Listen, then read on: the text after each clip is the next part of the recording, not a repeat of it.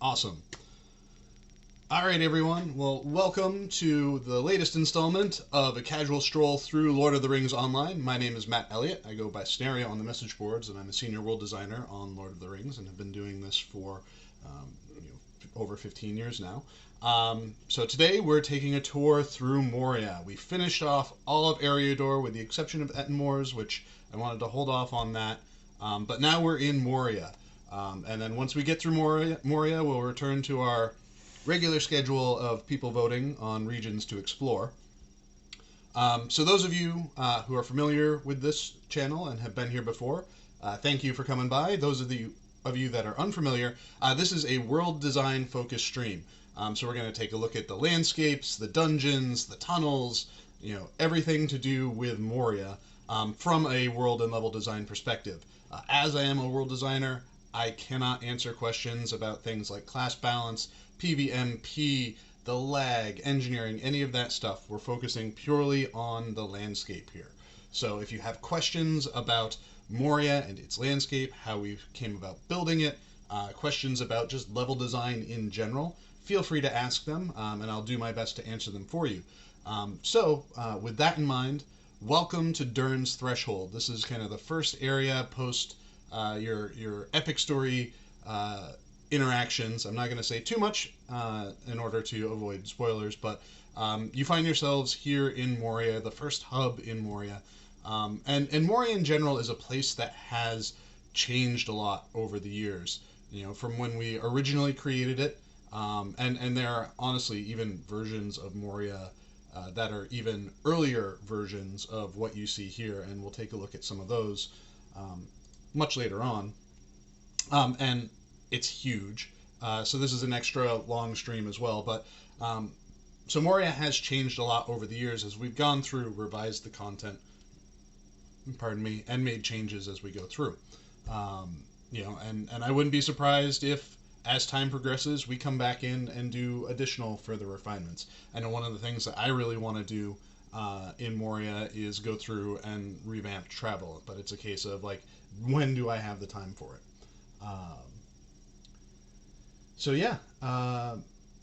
As we let me see if there are any comments to address, and then I will start going through. Lyron says, "Thank you for doing the casual stroll through Moria. This is my favorite expansion." Well, I think we're all we were very excited to be able to get to Moria. Moria was one of those places when we first started working on Lord of the Rings. The idea of getting here always kind of felt very far away. When we first started working on the game, we never really expected that we would get this far. And now in hindsight, like looking at where we've been everywhere so far, like getting this far just kind of seemed a little short-sighted. Like, we've been to Mordor and back, and thinking that we would never get to Moria was just something that, like, we should have known we were going to get here. Little bit of trivia here too. These stairs here very specifically called out a specific number of stairs. So this this point of interest has the exact specific number of stairs that it's supposed to have. It was 130 something stairs, I think. That was one of the requirements for this piece that was being built. So as I was saying, like in talking about how Moria has changed over the years, these little side passages up here, the threshold's north and south wings, used to be fairly substantial monster camps, and now they have changed a little bit to being more like social spaces. And I think the other side is actually closed off now, maybe. I'll have to run over there real quick to take a look at it.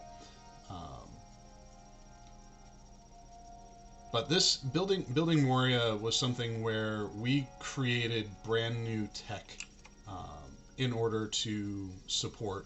Yeah, this is closed off now. There used to be a monster camp over here. We created brand new tech for Moria. We prototyped it in a couple of spaces beforehand. So in Foreshell there is a glacial tunnel that uses the dual height map tech, basically the ceiling height map tech that we use all over the place in Moria. 4Shell was kind of our test bed for that to make sure it worked, and it worked great. And we subsequently have like built the entirety of Moria using it. It was a little different and interesting, kind of learning a new way to sculpt height maps. We were so used to just doing ground floor level stuff that actually having to be like, okay, so what does a cave ceiling look like? We've built plenty of caves and whatnot before. A little laggy right now. There we go. We've built plenty of caves and in dungeon spaces before, but it's a little bit different when you're sculpting it as opposed to placing rocks all over the place. So we had to like figure out how high was too high, how low was too low. We had to kind of relearn how to build a space and how to make the cameras work with it, and also learn how to embed assets in it to make it feel good.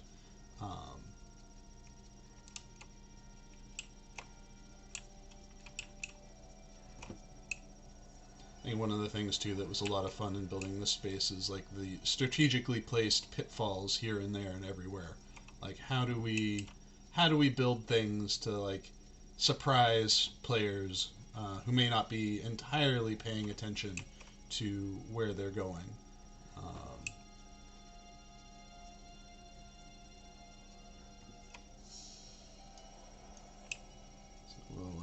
We'll continue on our walkthrough here. So like I said, this is an extra long stream, longer than we normally do, just because the sheer size of Moria. I was doing my pre-stream research and whatnot, coming up with a list of locations to go visit, and the number of just even dungeon spaces is I don't think we had before and have since built built that many dungeons. It's kind of daunting to think about. And then the fact too that even after the launch of the expansion pack, a lot of content post expansion pack, post Mines of Moria launch, came back here to revisit. This is one of the new monster types that we introduced as part of Moria, the Grodbog, kind of the hive insects.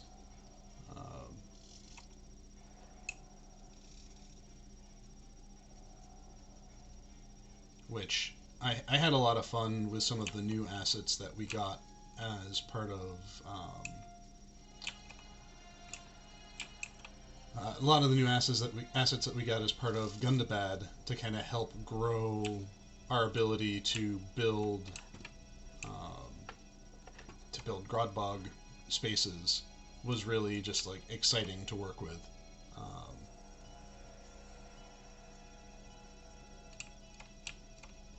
One of the things that we tried to play a lot of with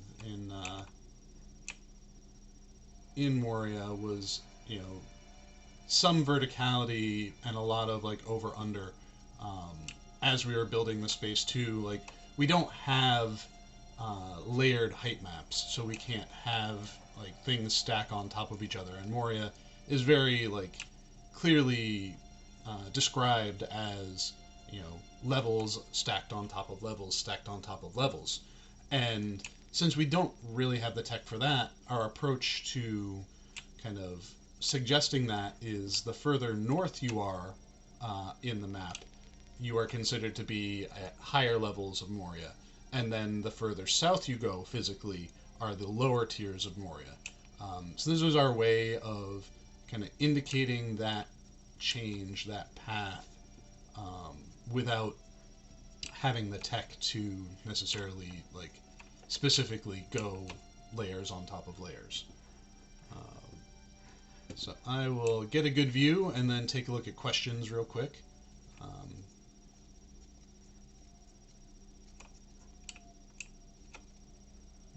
hang out here in Dolphin View for a few minutes and see what chat has to say. Alright, so Michael Krasinski says, first time coming Moria surely is one of the most memorable moments for me. And I think that's one of our main goals with Moria is to make it be a space that, like, when you first walk into it, it's something like you've never seen before. It was the most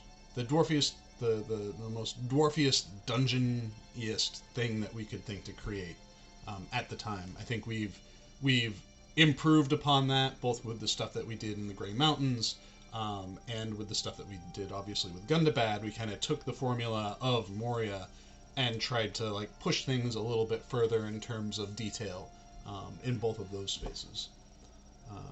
So Sindrogo says, speaking of travel, what made the decision to only allow rams and boars as mounts in Moria and Gundabad, with so many horse mounts available in the shop, but not as many for Moria and Gundabad?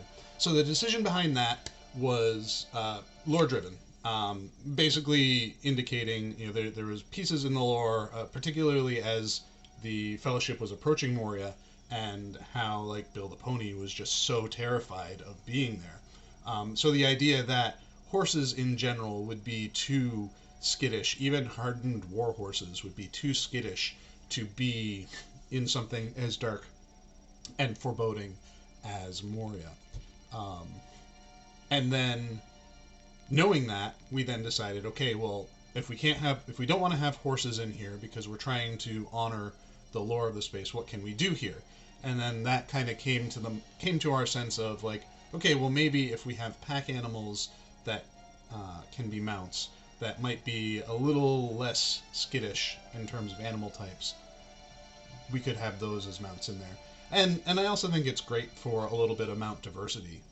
I know not everyone agrees with, boars and with goats and with elks as mounts. I think having that kind of diversity of profile, diversity of silhouette is really, really helpful when you're, like, looking at things from a distance and you're getting a sense of player lineup. It helps make things feel more diverse and interesting than if you're all kind of riding the same mount. So welcome back. Sam Burke says that I had forgotten about this stream until I started reading on Twitter, and I saw it start 5 minutes ago. Well, welcome, Sam. I'm doing this stream about once a month. There are some sometimes where I've taken a month off, but generally I've been trying to do this stream once a month. And typically I leave it up to the player community through the message boards to decide what we walk through next. But since Moria is kind of the gateway to basically everything else in the game after Eriador, I felt like it was important to just, like, go through this without putting the poll up. But I'm sure you'll all forgive me for that. So Captain Kieran says, what was the most difficult part of tackling Moria?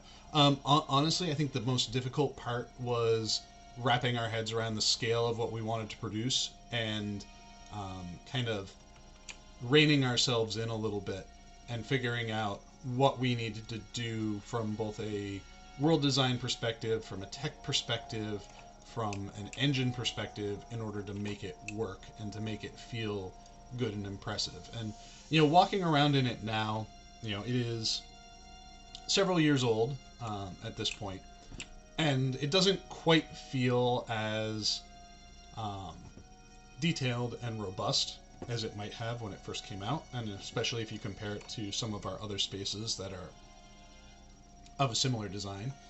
But at the time that it was made, and the tech that we produced, not just the dual height map tech for the ceiling, but also, as you can see here, the player keylight tech, which is a light source that follows your player around in darkened spaces sometimes. I think both of those were, like, pretty major advancements for us and things that we were really, really excited to develop for the game. So, like I said, lots of over, under, ups and downs. Though, like, a lot of the areas, we tried not to be too confusing in these spaces. We didn't have a lot of overlapping. There were a couple of pockets here and there where we'd have like small rooms like this one down here that would overlap. Let's see if I can make the jump. That would overlap. So I think this is a bug. There might be a key light in here, and since I already have a key light on me, it's unhappy. So yeah. One of the fun things too with Moria is there does sometimes feel like there's kind of two paths through it. You can go north or you can go south. And eventually, like, everyone kind of meets back up at the 21st Hall.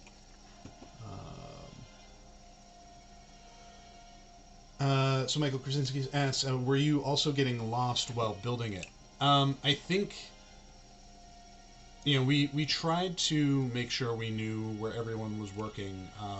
The tricky things with the tools sometimes is it was really easy, especially since it's so kind of clustered in, your in-tools camera perspective wasn't always the greatest.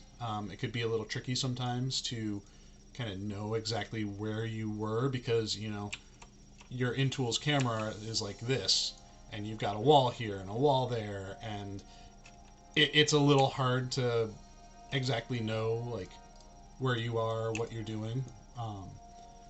I think, you know, after a little bit of a learning curve, people, you know, figured it out. We kind of got our cave feet, as it were, and were able to build pretty effectively.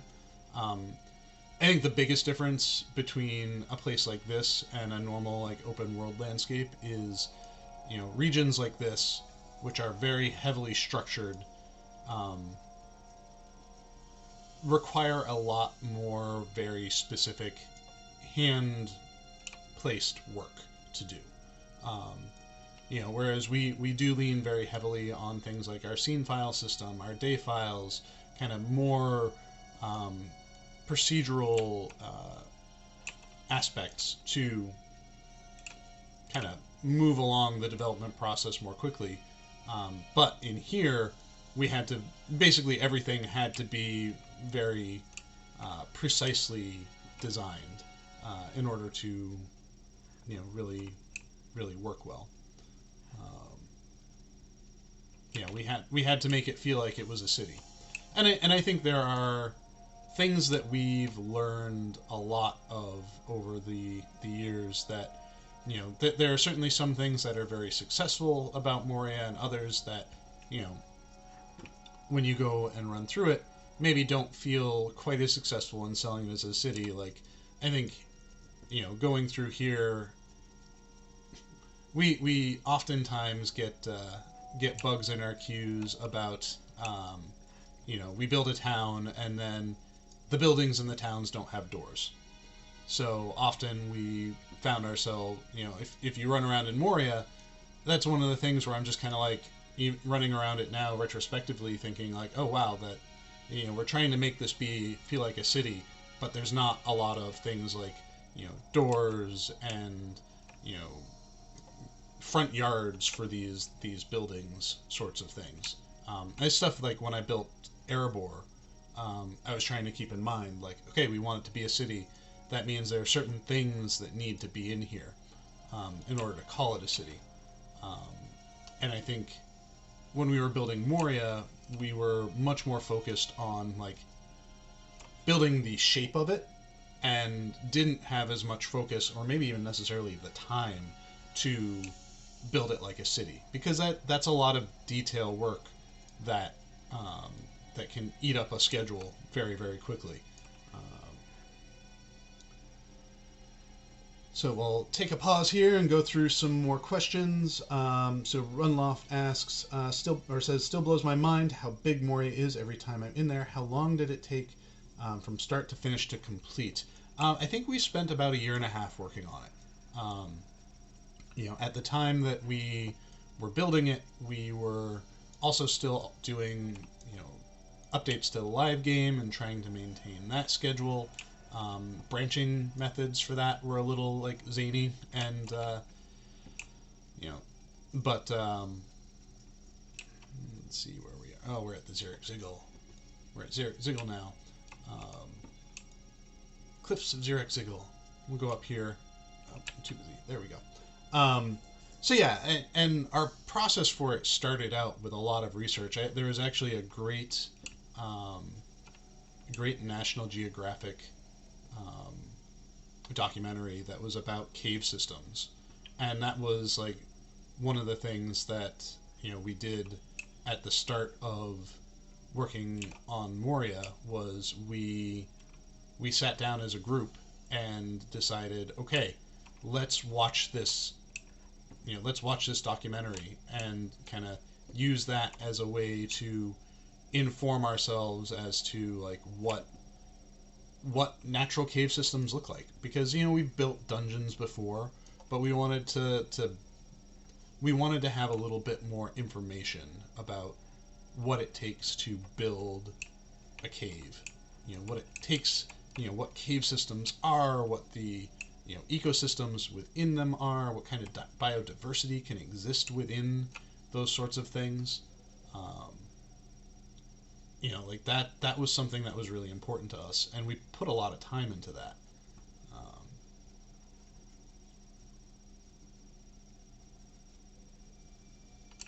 This was a fun POI to see built. Look at me getting all of my virtue XP.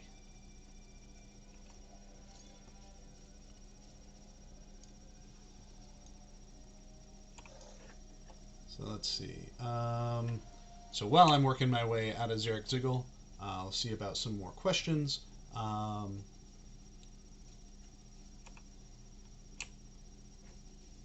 So where do I go? I go this way.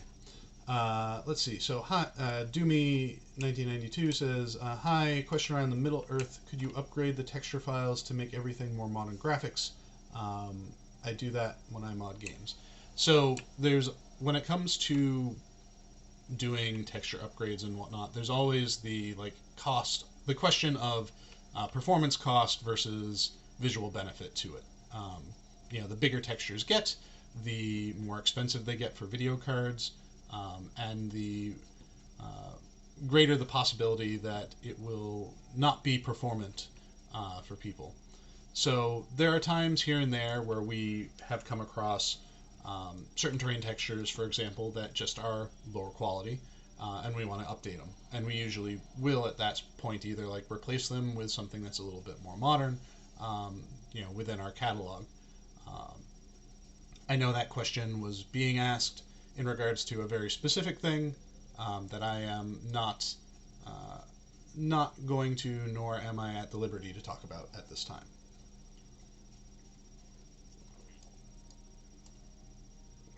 Also, as always, I talk a lot in this, and my throat gets a little scratchy, so if it's been a while since you've seen me last have a drink of water, please remind me to get a drink. Lyron1986 asks, was Dolven View the first space to be made during development? So we typically start on one side of a map and kind of work our way over. So our first areas were the Great Delving. Great Delving and Silvertine Lodes were kind of the first spaces in Moria that we built. While those were getting their fine detail, we have people in roles that we call world artists. So they are kind of our more art-focused counterpart to world designers. So where world designers might be a bit more focused on things like gameplay, world artists are focused on bringing up the level of art for a region. So what was happening, typically what happened in Moria development was we have all of these different areas, and world designers would kind of get on the ground floor. We'd start blocking out, building out spaces, and we did that for the Great Delving and Silvertine Lodes, and then had a world artist come in, and they kind of went through, see what we built, and kind of tried to bring the fidelity up on the space a little bit with the ideas that we had in mind in terms of ceiling asset usages, lighting, like those sorts of things. And then once we kind of had those ideas kind of solidified and crystallized in those spaces, we could then take those as world designers and propagate them out to other parts of the world. Like, oh, okay, we know this kind of lighting works well for this kind of setting at these distances. This sort of fog works well here. It's a lot of experimentation that often our world artists do.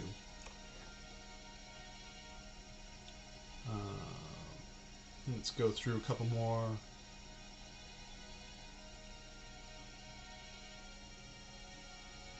So Lyron asks, is there technology you've developed since Moria that you would like to go back to Moria and implement that couldn't be at the time? Technology, I would say, I don't think there's anything specifically tech-wise. There are certainly best practices that we use now. Kind of the ways that we approached building places like Gundabad and whatnot, that it'd be nice to kind of go back to something like Moria and hit it with similar levels of detail and fidelity. But that's a lot of work considering how big Moria is. If we were ever to do that in the future, it might be something where we think about it in terms of, okay, we will go back and we will touch up a specific area that we feel is weakest. An area that needs the most support and help to modernize it, and then kind of go a little bit at a time through there in that way.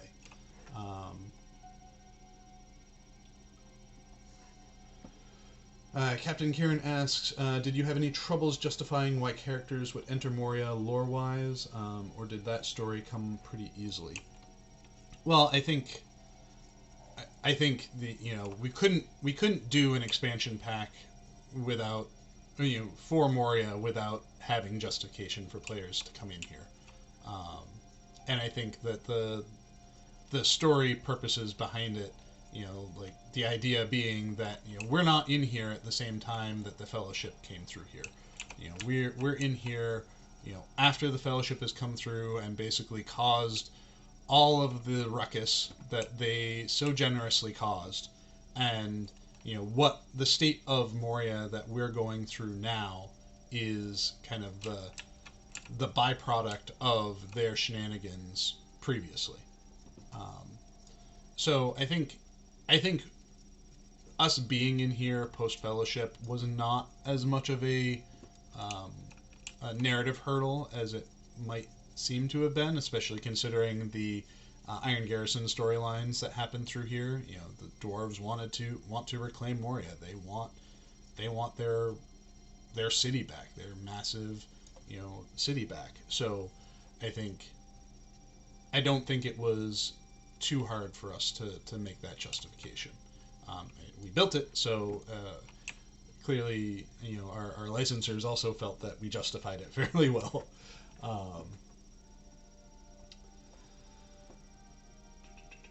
So Sindrogo asks, maybe out of scope question, but with tweaking older areas, is there a plan to have more on-level or scaled content and missions for level cap players to revisit without playing up an alt? So I think part of the reason why we invested in the mission system and in the further adventures was as a way to... this is a dead end. It's over here, isn't it? We invested in those systems in order to find ways for players of all levels to engage with places that they either are too high level for or are too low level for. I think players being able to do the missions in the war effort of Elderslade, for example, was a great way for us to produce that content and put it out there, and for everyone to feel like they could participate in it, even if they didn't have a character that was quite high enough level for it. And similarly, further adventures, the further adventures of Bilbo Baggins and the recently just announced Further Adventures of Eladan and Elro here, are ways for people that might be at level cap to come back to, or reasons for people who are at level cap to come back to the regions that they've long since outgrown. And I think both of those concepts are concepts that are here to stay, and I think they're things that we will continue to support. There may not be support for them in every single new update that we do, but there's certainly times where we will introduce those things for players. So here we are in the lovely 21st Hall. This was actually kind of one of the, like, I don't know, one of the weirdest hubs from my perspective to build, just because it feels like we're in this very dangerous place, and it's like this sort of fortified little, you know, surrounded by scaffolding space. At the time, I think it was probably one of the most popular quest hubs, just because of ease of access to so many different town services and whatnot. Like, services are king. You know, if people can get access to every service they need, then why do they need to go anywhere else?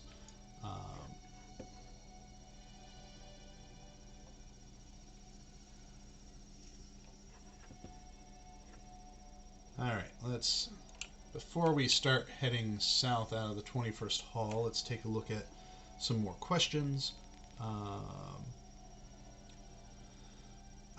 Yao asks, would it be possible now to have Moria on 3 different floors instead of 3 different fake floors? No, it would not.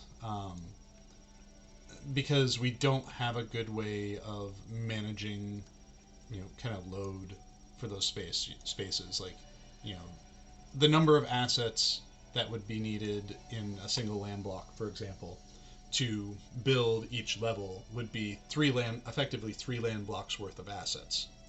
And that has a weight and a cost on performance, it has a weight and a cost on the server. So, like, stacking everything like that wouldn't be ideal. There's also the issue of maps. Our maps don't handle overlapping things graciously. Like, I have seen a ton of feedback regarding Deep's Grave in Gundabad about how all of the overlapping levels there can make it difficult to explore and engage with the content, because it's hard to know where exactly you are in the elevation of things. I'm sorry, I'm between some allergies, and we had people come and spray for mosquitoes and whatnot. So between allergies and citronella, I'm a little sneezy today.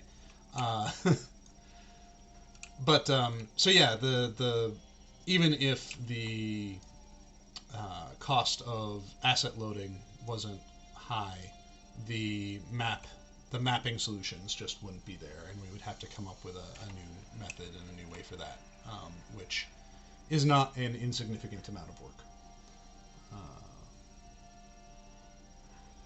Highway Cavalier asks, who is your favorite Moria NPC? I mean, I have to be completely honest. I don't have any specific NPCs in Moria that would immediately, like, pop to mind as a favorite of mine.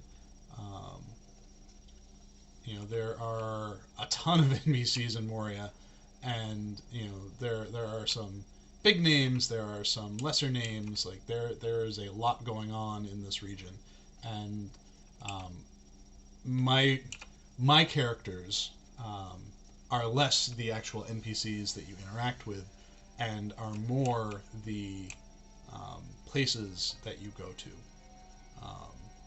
And I think for me, Moria's the characters that I, you know, attach myself most to in Moria are things like, you know, honestly, like the Dolven View, because that was kind of, for me, the, like, seeing that being built was like a first time of, like, oh wow, we're really doing this. And then places like, you know, the Flooded Deeps, which has just a very, like, I think different dwarf feel than we'd ever really kind of previously built. Um, so, da, da, da, da. So we'll keep going down through here. Can you go up to the secret pub that the keg can send you up to? Well, so I am running this on a live world right now, so I do not want to. I want to minimize the admin shenanigans that I do as I'm exploring here. So I'm going to respectfully decline going up to the secret pub just in the interest of making sure that things are still kosher.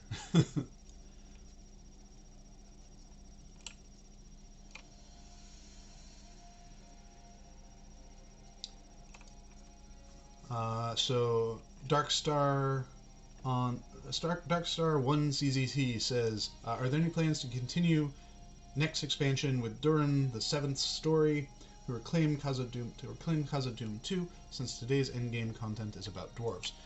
So I will say, I think with fairly high confidence that at least for a little while we are done with dwarves. We culminated our storytelling in the Legacy of Durin and the Trial of the Dwarves with, that culmination happened at Gundabad. And where our eyes are turning elsewhere for our stories. This isn't to say we will never return to those places, because, I think 15 years ago, if you had said, okay, let's go back to the Trollshaws, or let's go back to the Shire, we probably wouldn't have thought to do that, because we are very focused on moving forward. And I think we wouldn't be opposed to going back to continuing to tell stories if we felt we had a good story to tell, or we had a story ready to tell in those places. Yeah, like this. So you're asking like what my favorite character is. Like, this is my favorite character right here.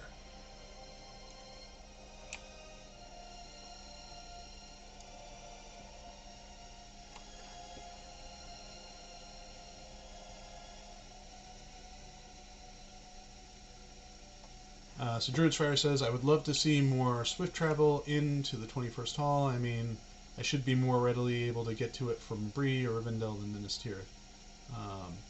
Again, my long-term goals are to go through and do what I can to revise travel as I have time to where it's needed. We gave the Shire a little bit of love, and I think there's still more that we could do in the Shire if we had the time for it. But right now, where our focus is not specifically focusing on travel in existing areas. I am focused on building new areas and new places to go for right now.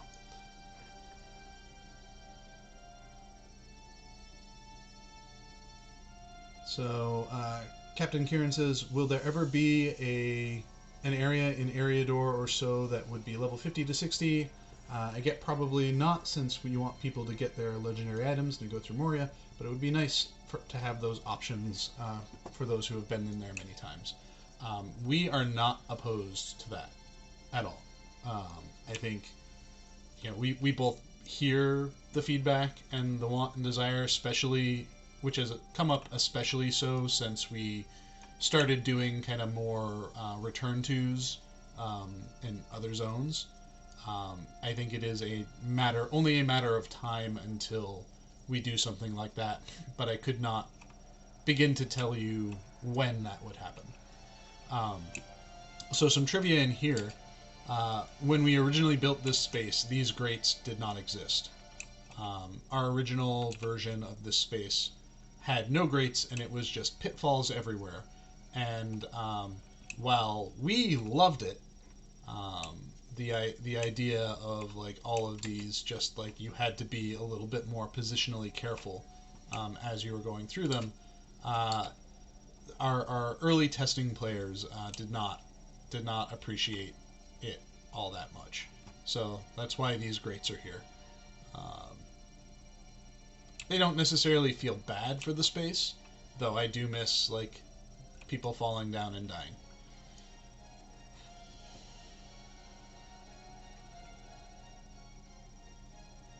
Was there one particular area or areas that were hardest to create in Moria from Runloft? Um, Honestly, I would have to say the Shadowy Abyss, the Foundations of Stone, was probably the most challenging to produce, and that's largely because we were pushing it in such an alien kind of direction, like literally alien. Um, we wanted to have some of that kind of Geigerish look and feel to the space as you were going through it, and it was not something that we'd ever done before. Like we were using like the Foundations of Stone was us exploring and figuring out like what are the nameless from a like cultural asset perspective. Like what what does a nameless camp look like? What does a nameless, you know, just general nameless territory look like? We hadn't really delved into that much because like we didn't have very many nameless in our game up until that point, and here we are introducing this whole big area that was just all about the nameless beneath the earth. The things that were, pay no attention to that sea fighting, the things that were clawing and gnashing, at the Foundations of Stone where the Balrog came from. Like we had never like built that sort of thing before. So that was a like new challenge for us.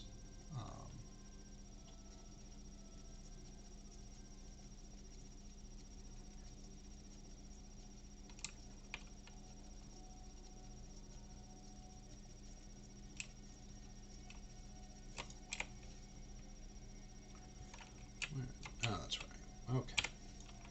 I had completely forgotten about this portion of Moria. I'm like, New Silvertine City?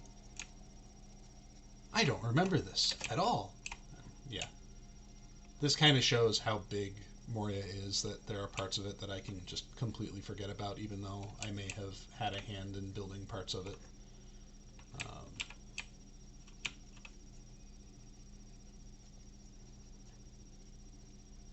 Go up the stairs here.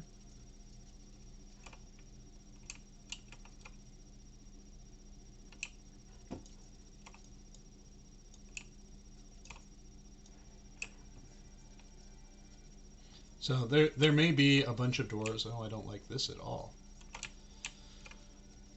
There may be a bunch of doors that you all see me kind of like walk up to and mouse over and then walk away from. A lot of the interiors we'll get to in in later portions of this.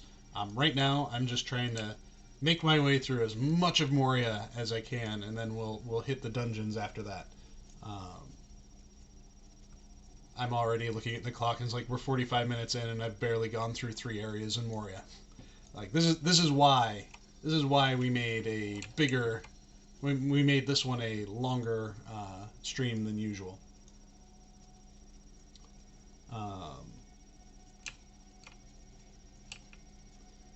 Let's see, so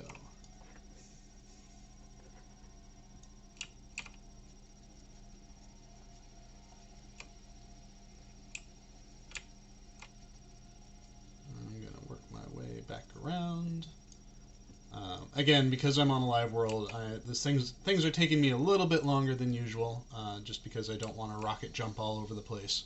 That would certainly help speed things along, but it would also potentially freak out any random person that happened to be by to see the cloud of effects that happens when I rocket jump.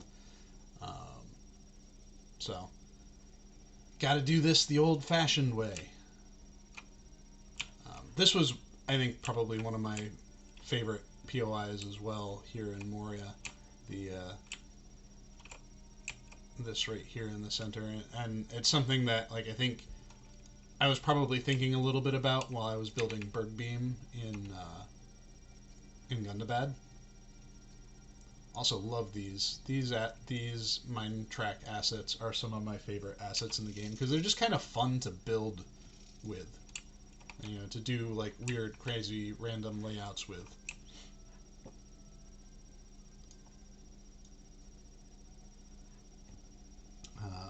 Ranator says, "Elf and safety gone mad in orc camps."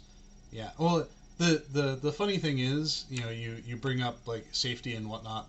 I think one of the funny things is as we were building Moria, we were constantly talking about all of the OSHA violations that the dwarves were having as they were building this, because and that's one honestly that had an effect on me as we were building Gundabad, where like I think in Gundabad you'll see a lot more in terms of rails on things.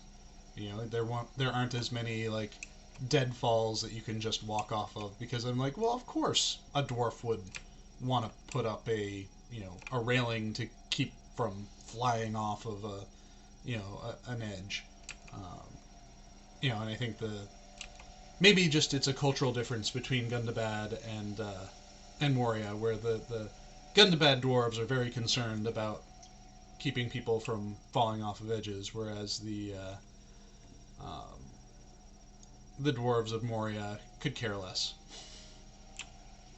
This was a very fun area to design too, because again, like architecturally, it's very distinct from the rest of Moria. It's got a very different feel to it, from just the more curved architecture in the arches. It's a little bit less geometric. You've got things like stained glass all over the place in here. Not the best name for a hub, but I appreciate it over something that's ridiculously hard to pronounce in Dwarvish. I always have troubles with that whenever we do a dwarf area and the names of the areas are well researched but challenging to pronounce dwarf words.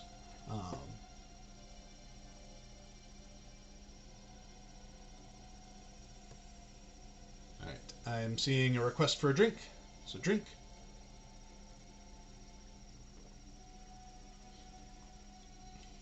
So Mary Alice asks, could you connect Moria to the rest of the world, i.e. remove the loading screens, or is it located in completely different land blocks? It is off in its own little bubble, so it could not be connected without basically relocating it completely. And I think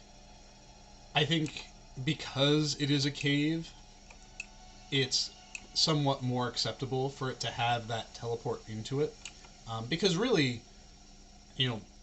even though we built it like landscape, Moria is a dungeon. It is the biggest dungeon ever in Lord of the Rings, and probably one of the bigger dungeons ever in any game. When you think about the kind of technical definition of like a dungeon space.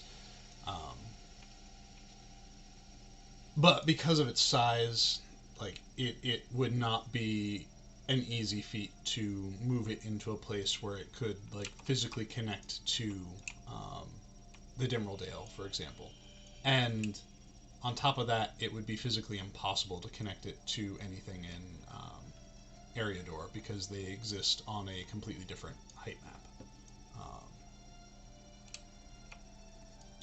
I think in general with our landscape design, we like to minimize the amount of teleports while you are traversing landscape as much as possible. So typically over the open world, the only teleports you get is when you're going into a dungeon interior, or you are crossing over into another region, aka another height map. So that's why like you can take the road from Ered Luin all the way down to the Fords of Eisen, and then cross over into Rohan there. That teleport is because you are moving to a different height map. And unless we get a very, very significant change in how our technology works, that's always going to be the case between regions. All right, let's see. Let's catch up on some of these questions. So there's some people talking about the OSHA violations in Rivendell, but I mean, elves are eternal. That's okay.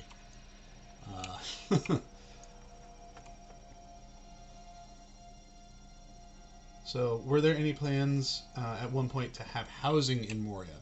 I don't think we ever specifically had Moria housing plans. At least none that I was aware of. Again, it's a case of, like, in the future, maybe a housing neighborhood in Moria isn't a bad idea and we can do it. But it's not something that we have specifically any plans for. Or had plans for at the time of building this.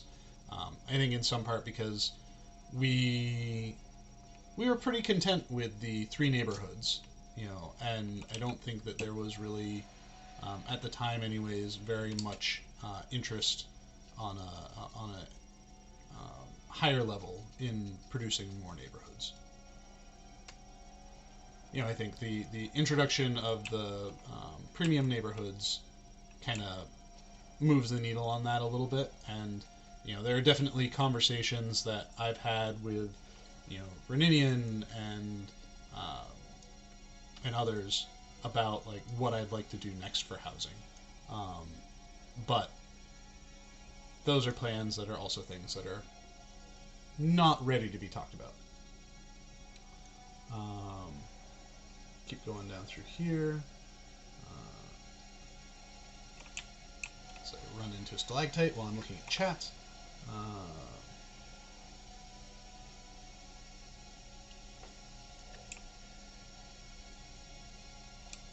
There's some chat about Mythmoot, which I'm unfamiliar with, but I hope those that are going have a lot of fun. Let's see. Rivendell, what about those flets in Carascaladon? Oh, those flets in Carascaladon, they frustrate me to no end as well. I feel like they are just asking to have someone get pushed off. I mean, how many enemies does Galadriel have? Well, much fewer, since there aren't any railings to keep her from pushing people off of them. I kid. Galadriel would never do that. Or would she?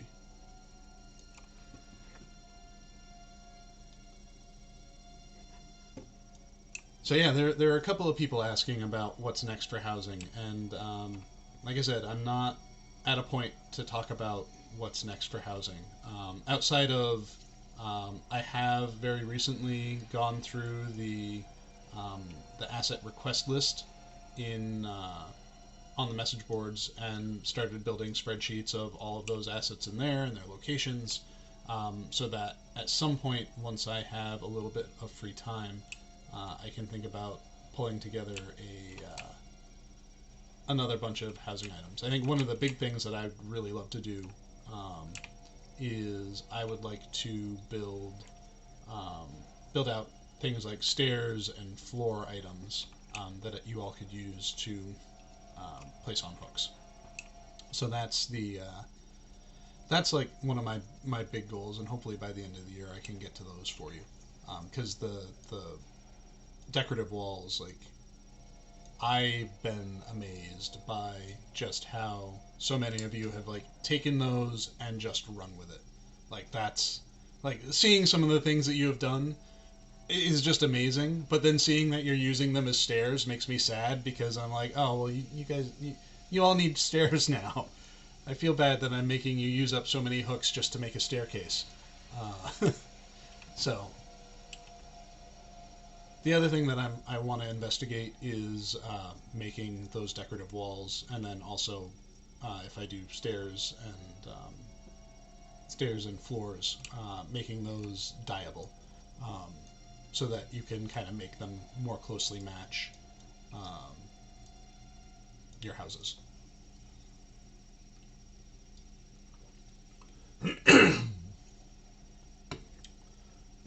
So let's see. Go down through here. Yao asked about a Lindleby housing area. Again, don't have anything to talk about as far as new housing areas at this point. Um,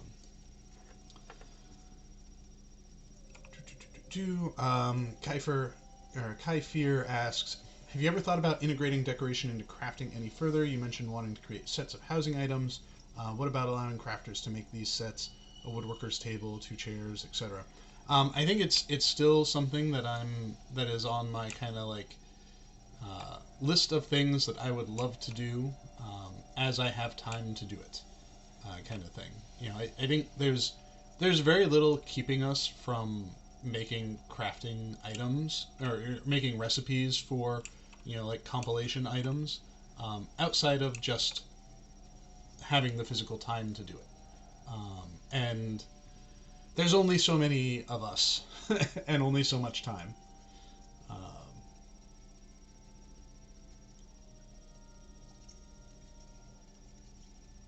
Let's see what other questions we have. How are additional housing hooks being added going?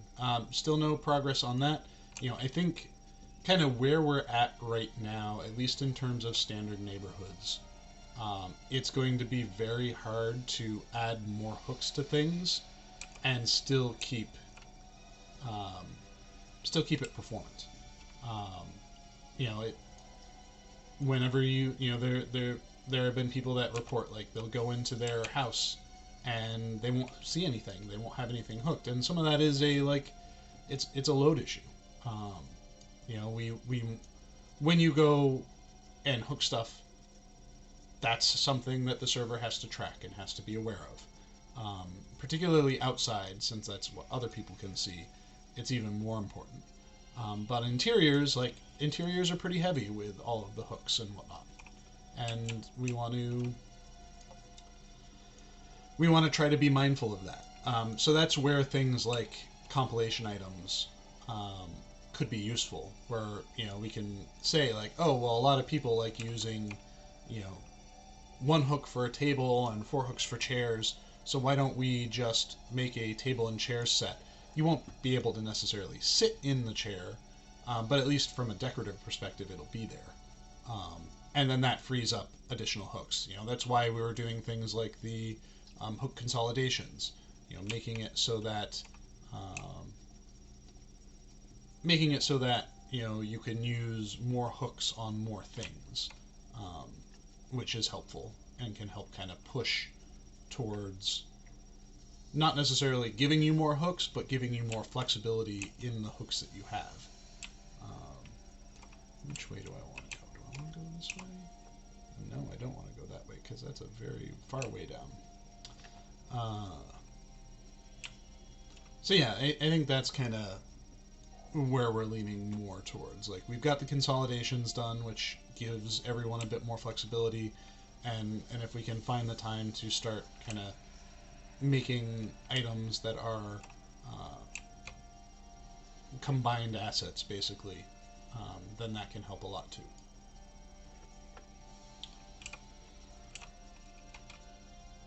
Alright, yes, and that's the thing too, is like everyone is always going to always wish for more when it comes to housing, and while it would be great to be able to give more, the reality is it's expensive to do that. Alright, where am I now?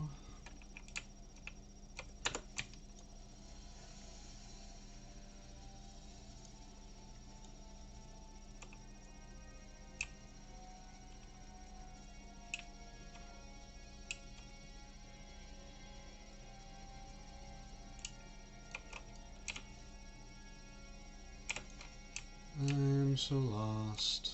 See, now I'm getting lost in here. Redhorn loads. Alright. Now I know where I am.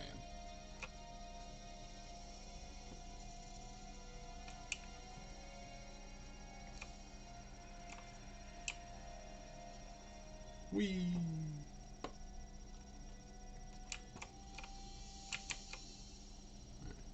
I might do...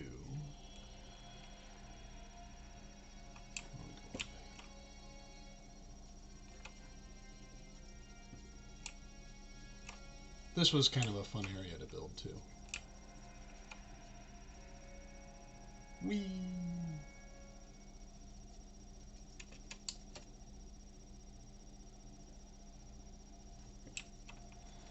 And I think this is one of the areas that we've, like, have done, like, minor new additions to. You know, I think down here, for example, this is kind of a newer addition.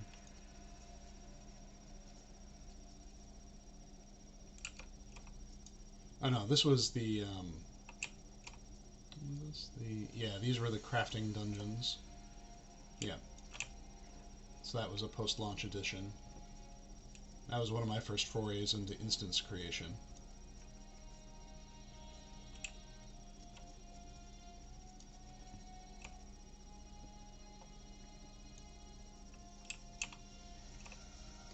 So Kaifir asks, is there any reason why the Midsummer Reward, the Hobbit Dais, is yard only?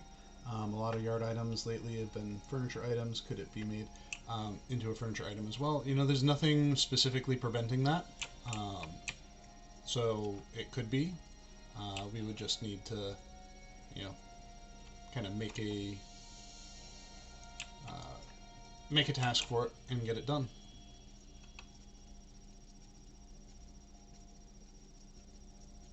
I love the glow up here, like just the spooky glowing eggs all over the place. The name, nah.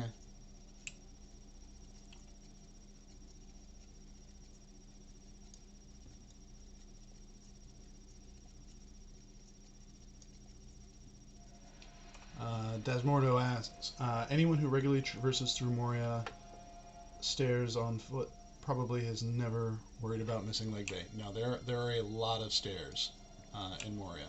As one, like, with Deep's Grave, knowing how vertical it was, that's the reason why I added in the elevators kind of in the middle, like the lift in the middle of the region, was because, like, experiences in Moria of, like, wow, this is a lot of walking.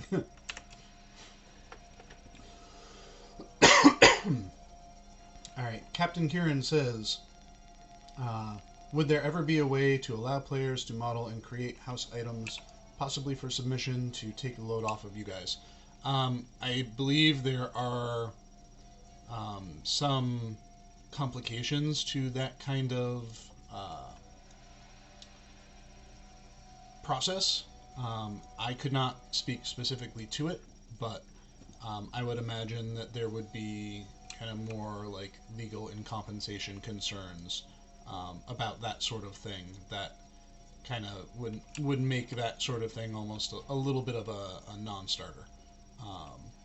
I just from my own awareness of how things like volunteer programs in MMOs have gone, you know, in the past, that is why I have that thought in my mind about it. But I'm also not someone who is specifically involved with or associated with that sort of service or process that would be set up. That wouldn't be anything I would handle. So, all right. So was the Blind Leaper deed planned from the beginning or something added when people kept falling off places? I don't remember. I know the well was something that, the well into the Flooded Deeps from Durn's Way was something that we always were excited about and wanted to do. But, where do you send me? Yeah, we'll go.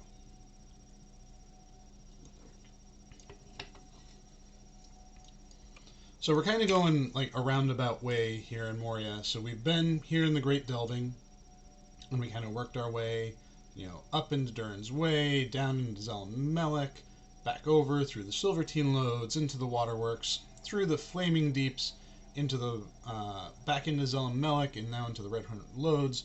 Now we're in the Foundations of Stone. We're closing in. We're getting there. We're getting there.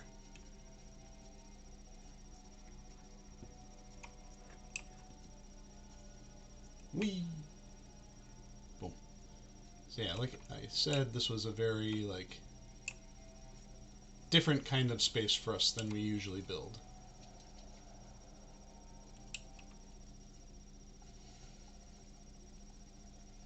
This water was fun to make, because again, it kind of like took everything that we'd normally known for water and literally inverted it.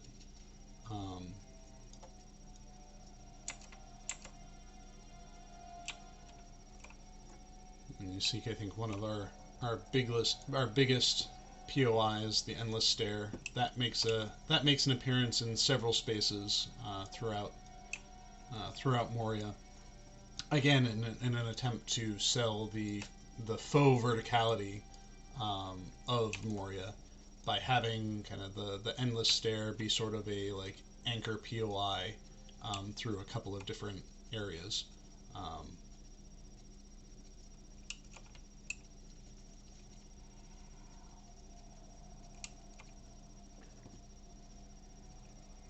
Gotta love some creepy spiders.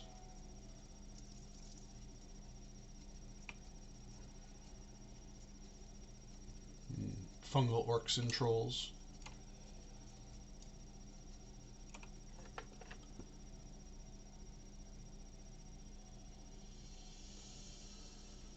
All right, so Burnley the Beloved says, Will we ever have houses with windows we can see through? I know it's not going to happen, but it's on the wish list. So there are a couple of ways to think about that. And it was something that I was contemplating for Rohan, actually, was having interior windows that had skyboxes associated with them, and the idea being that you could hook an item to change what the appearance of the skybox would be. The problem that I ran into was, at least in terms of the implementation that I wanted to do, was a workload issue. For every house, I would need a unique skybox based off of the position that it was in, and then I would need unique variants of that skybox for every day file or every item that I wanted you to be able to change your house in. So it became a very quickly became a very heavy task to do. Now, if we had a system that allowed us to make like game cameras that you could look through, that would work, but we don't have that kind of system in place. We don't have kind of like a portal viewing system in our engine currently. So I feel like any sort of, able to look out your window feature would require new tech.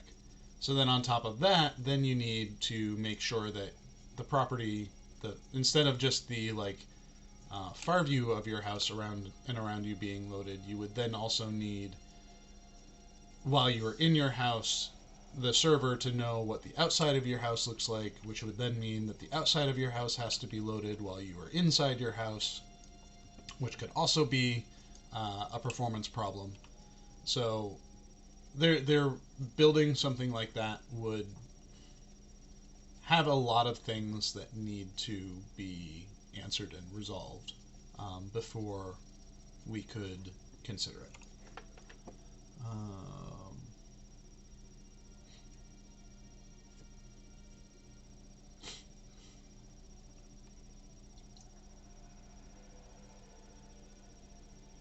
So let's go through a couple more of these questions.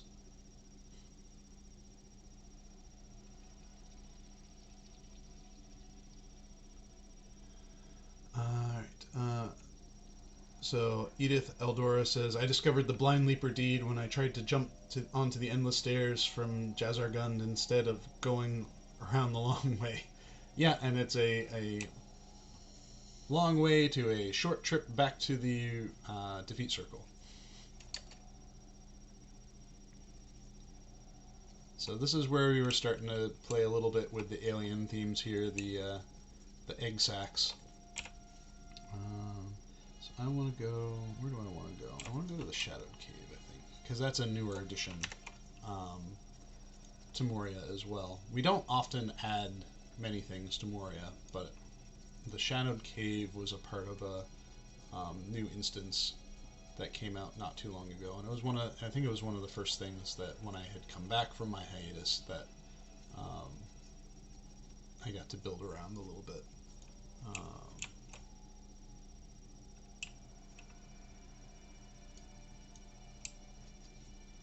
So Sneaky Squirrel says, "I've never played this game before, but looking for something new. Wouldn't you recommend?" Well, I would certainly recommend it, but I might be a little biased, by and large because I'm a developer on it. You've stumbled yourself into a developer stream for Lord of the Rings Online. Great classic MMO. I definitely enjoy it. It's something that even as a dev I still jump in and play and really enjoy, and it's kind of just a nice, like, great way for me to, like, end the day, just have some, like, nice uncomplicated fun game time. Plus I can play a Bjorning and, you know, heals and DPS and tank and all that good stuff all at the same time. I'm a fan.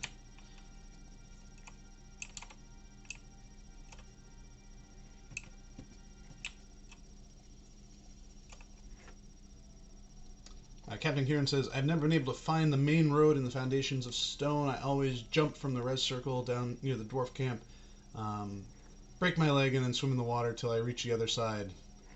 Yeah, I mean, I think there's not necessarily a road in here, which makes finding the main road a little challenging. Where am I going? I may just give up on going because I can't find where I want to go. I need to go north, I think. Proof, you know, if there's any better indictment of just how big this game is, it's when one of the designers on it gets lost trying to find his way around in it.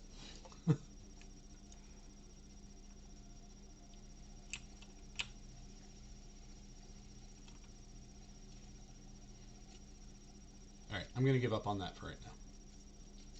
Because we've got more Moria to go look at.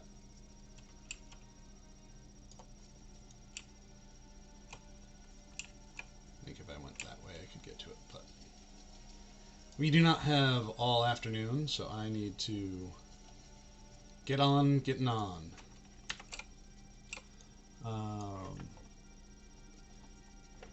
So are there any hidden areas in Moria that most don't know about? I don't think we have any specific, like, Easter eggy kind of things in Moria. You know, I think as the game gets older and as, you know, there's more and more content added to the upper end of it, I think it gets a little bit easier and easier to move past Moria and its instances. You know, pros and cons to that. Excuse me. Time for another drink. So there may certainly be pieces of content that you may never have played before that, you know, if you go back through and explore, you may discover, and those will be, like, new and fresh to you.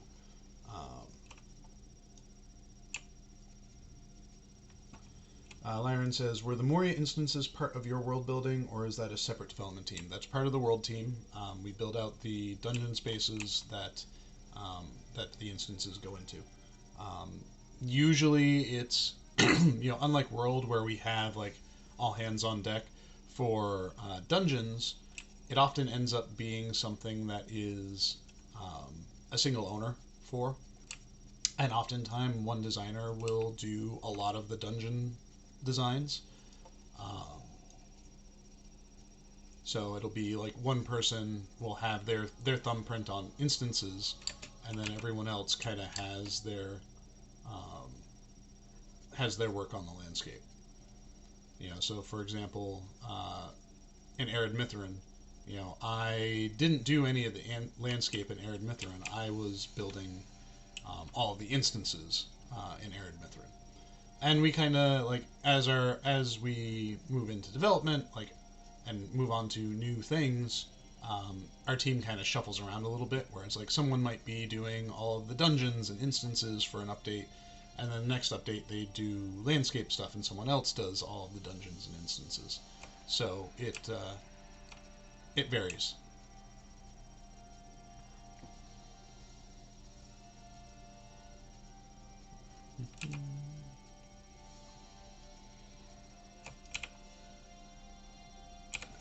Wrong way. This is going up to an instance. I remember this now. One of the trickiest things about a complex space like this is it's a lot harder to be like, oh, I see that point in the distance, and I'm just going to run there. You try to do that in a place like Moria, and you just end up running into dead ends and running in circles and all of that stuff.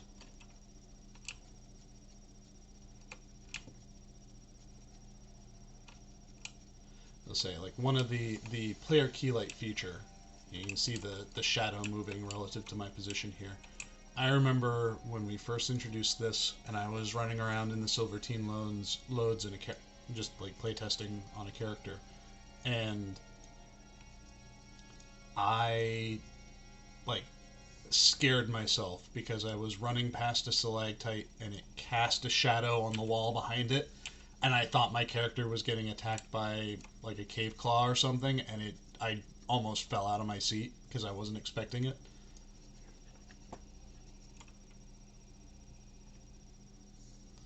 Alright, Yao asks, where's my Bjorning at the moment? Well, currently my Bjorning is going through Erd Luin and finishing up all of the deeds that I skipped in Erd Luin. He's level cap, but he's in, I'm currently in, like, you know, go through and revisit deed and reputation stuff now, while I wait for something new for him to do. But there is no shortage of regions and deeds for me to go back through. You know, I think at some point I might try, or I shouldn't say try. At some point I'll go through and, like, just for the fun of it, go through and solo things like Carndoom and Urgarth, and maybe even try soloing myself a Balrog at level cap. That might be fun.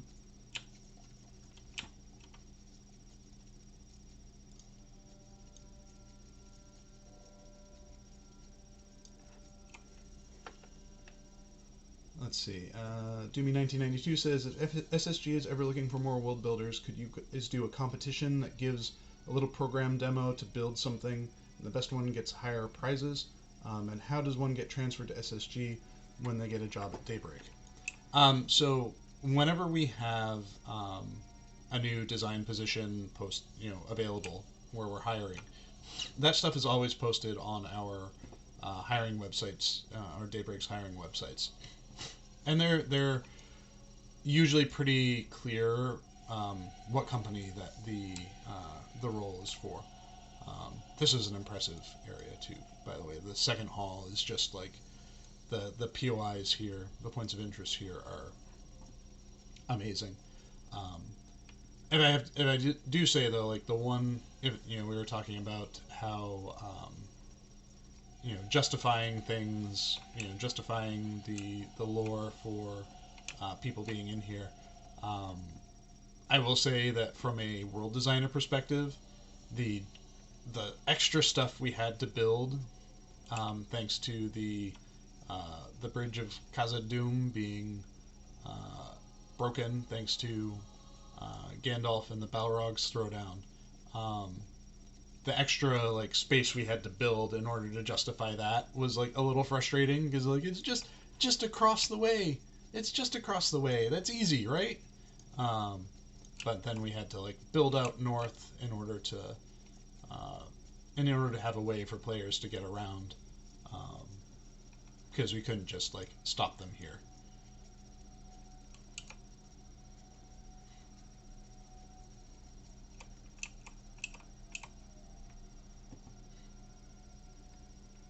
So the idea being up here, if we're following through with our verticality stuff, the Bridge of Khazad-dûm is layered, would be technically above the Shadowy Abyss. and jumping down into it would let you fall into the shadowy abyss. Right now, you become defeated when you jump into it, but the idea was that that's kind of like what it is. Like, that's the verticality justification. So let's see. So yes, back to the hiring side of things. So anytime we have an opening, it's always posted on our site. Most positions will have something called a design test associated with it, where it's a take-home test, and what they are varies based off of the role that you're applying for. So, like a content design role might ask you to come up with, quest arcs or instance designs, whereas a game system role might have you have to like figure out different formulas and planning out things like DPS charts and whatnot. World design, I think mostly what we're looking for is a good portfolio more so than anything. Tests, especially since we work in proprietary tools, take-home tests aren't as useful for us. What we really want to do is see your work. We want to see what you can do, whether you're an artist or a designer. Like, we want to see the spaces you've built in other tools. Things like Unreal and Unity are amazing tool sets to let people kind of play and learn how to build. And I highly recommend anyone that's aspiring to do something like this to definitely spend some time with those tools.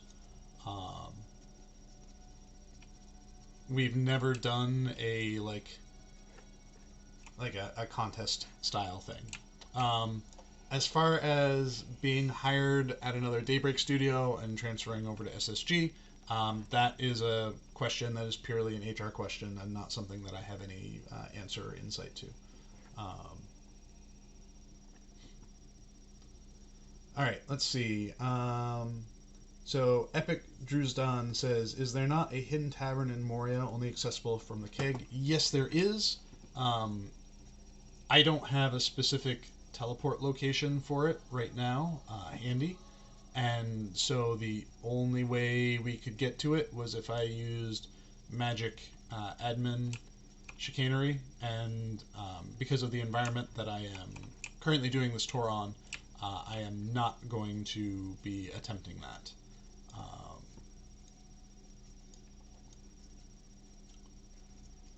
So let's see. Can you show us the old Moria from Middle-earth Online days from Doomy 1992? Yes, I will be doing that in a little bit once we get through our tour here. So the idea that I'm going with is we'll do this. We'll go through some of the production spaces, the stuff that's live now. So I'm almost all the way done with Moria. Like, I kind of skipped. I skipped up here, but this is mostly cavey stuff, so I don't feel like we really need to look at it. But once I get to the end of the hall here, we're going to start taking a look at some of the dungeon spaces that were built for Moria, and boy, are there a lot of them. So I'm not probably going to go through all of those. Once we get through those, then there are a couple of prototype spaces or old spaces that aren't used anymore that we'll take a look at. I discovered the first hall.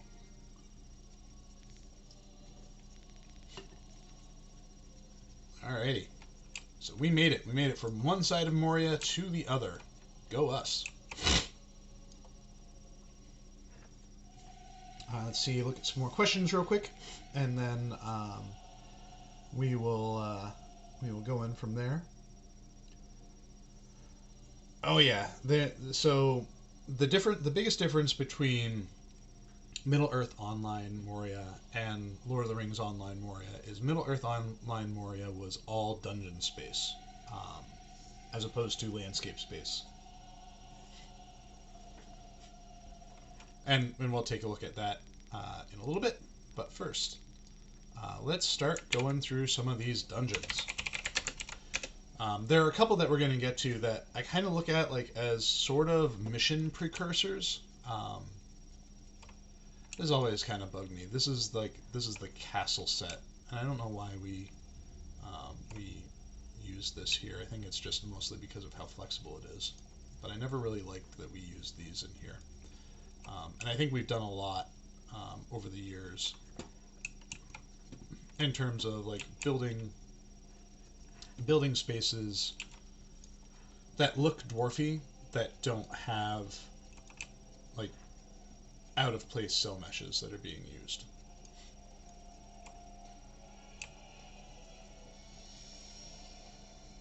So yeah, I'm not going to spend too much time in here because this is basically what the dungeon looks like. It's a maze, so good for it.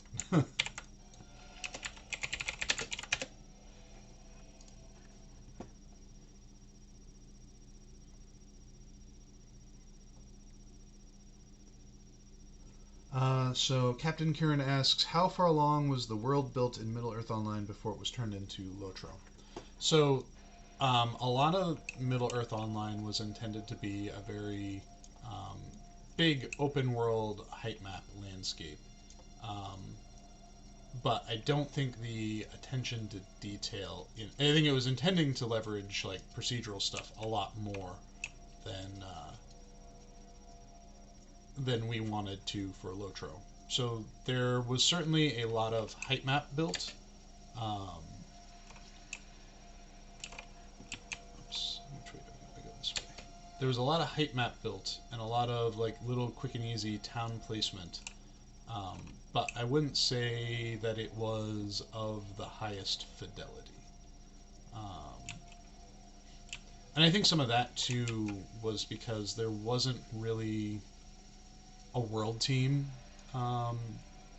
in place for that. I think by and large the world was being built by content designers, so not only did they have to worry about their own content, they had to worry about building and placing things. And I think world design needs a little bit of a artistic eye in order to be really effective.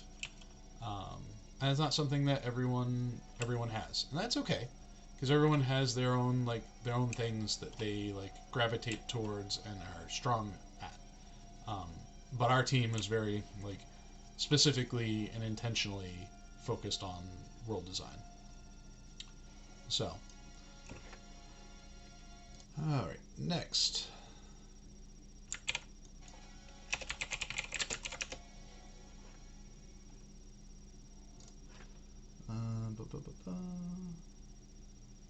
And Captain Kieran asks, was the reason it went from Mio to LOTRO, was it because it was narrowed down in focus? I know very little about Mio and would love to know more. So I was still fairly newbie when Middle-earth turned into Lord of the Rings, and then I went over to work as lead artist on Asheron's Call. So I don't know the specifics behind ultimately why it changed names. I think some of it, I'm sure, was a like marketing intent. Like Lord of the Rings is a much more known name than Middle-earth, so you can garner more attention for the product with a name that is more familiar. And then I think on top of that, just the style of game it was not, at the time, was not really the kind of game that MMOs were kind of leaning into at the time. It's interesting that, all of these pupa are in very carefully placed cribs. These are some smart Grodbog here with their intentional furniture placement.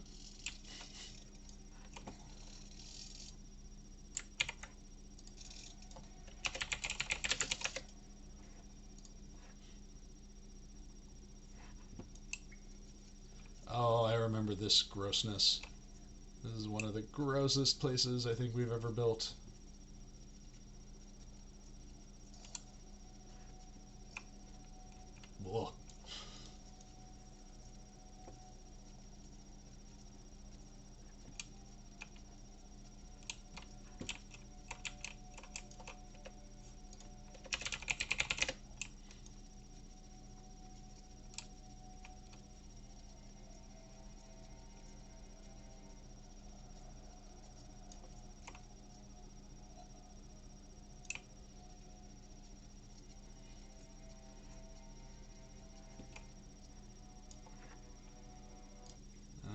let's see. Crafting halls. One of the instances in Moria, I believe. Halls of crafting.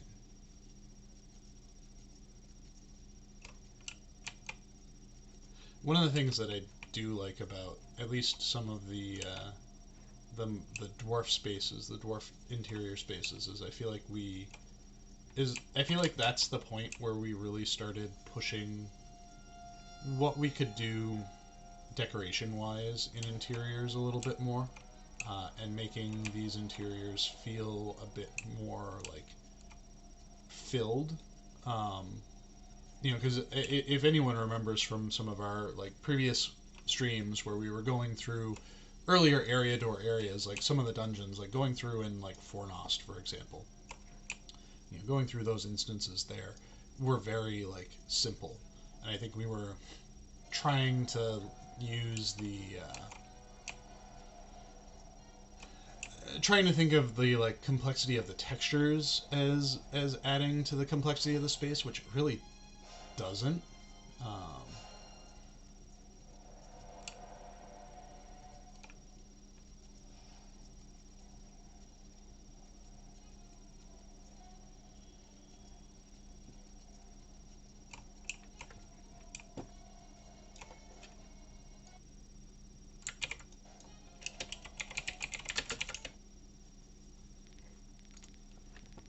Drink. Alright, I'm gonna drink.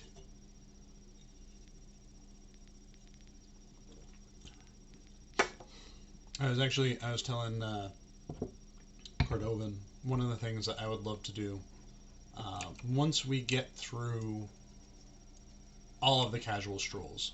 So once we are through all of Rovanian, Gondor, Mordor, once we get through all the regions, I think one of the things I would love to do as a stroll is to go through and do more geographically focused ones. So things like, okay, this casual stroll is going to be, you know, casual stroll of the Brandywine, where we start at the beginning of the Brandywine and we go as far south as we can with it. Or, you know, casual stroll through the Greenway. You know, those sorts of things. You know, the Anduin, where we start at the headwaters and we go all the way to the end of the the river. Like, I think those, it's one thing to run around in the world and see how big each individual region is, but I think like showing off how connected the world is and talking about where it's connected and how it's all connected is really like really engrossing and interesting to me. So once we get through our regions, that's our next stop. Is we'll do casual strolls through that stuff.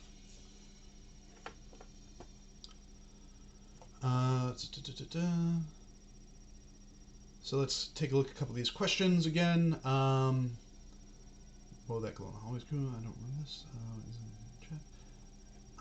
Yes, I was in the halls of crafting. So Captain Kieran says, you mentioned you left for quite a few years. How will those areas you were missing from like Gondor be covered? Will another Debbie who worked on them do it? I'll probably still be doing the tours of them.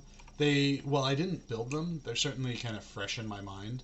And, you know, I wasn't a part of building them, but I have played through them a few times now. So I have some frame of reference for it, and those particular streams might be a little bit more like us casually exploring it all together, than me having a ton of behind the scenes kind of conversation.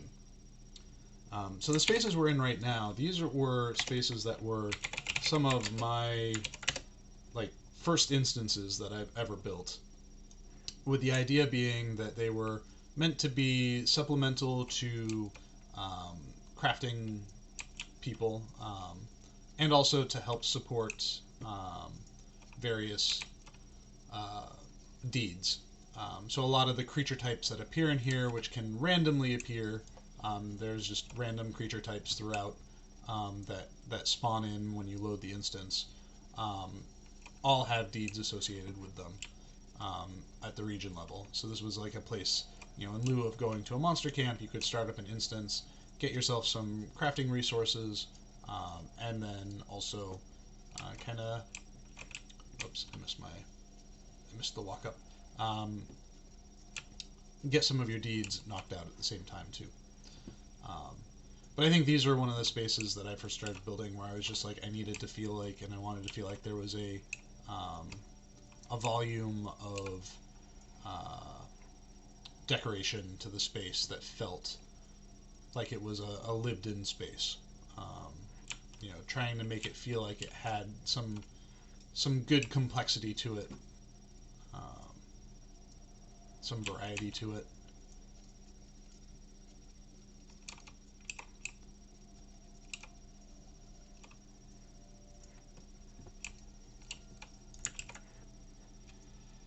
And you know, I was complaining about using the dungeon set for this that I did. The castle one's like, I'm a culprit of it just as much as everyone else was. I think if I were to rebuild these now, I would build them in a slightly different way.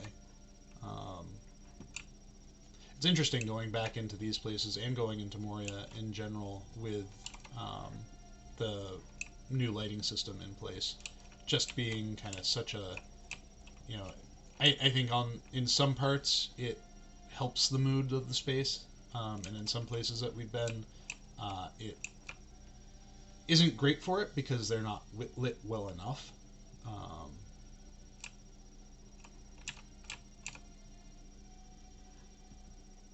I remember this being a fun space to build, though. It's just nice, like, kind of free-form building.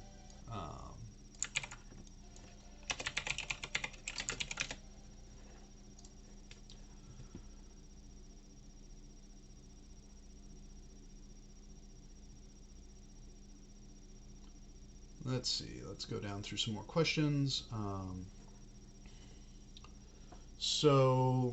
What are your thoughts on Gondor as a player? I went through there for the first time the past few months, and despite some frustration some players have with it, I found it gorgeous. I think Gondor looks great. From a player perspective, my biggest concern with Gondor is travel. There are a lot of hubs, and there doesn't seem to be enough travel points between them. And yes, real quick, I saw Yao's question about the Deep Claw. Yes, this is the first of my pet deep claws that I've hidden throughout the game. There are others. There are many, many others, but this was the first. I call him Smoochie.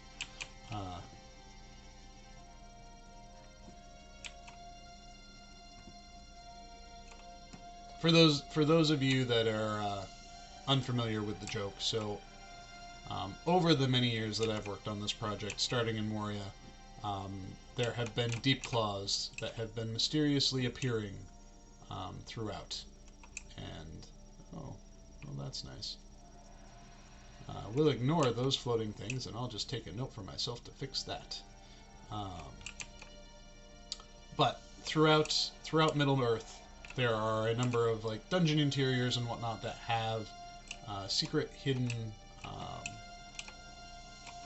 deep claws in them, and this was the first place that was done.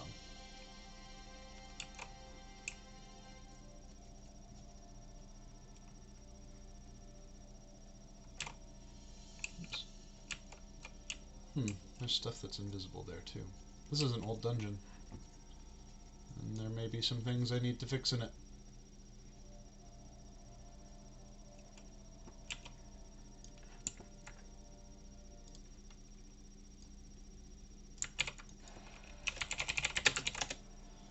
Alright, off to the next one.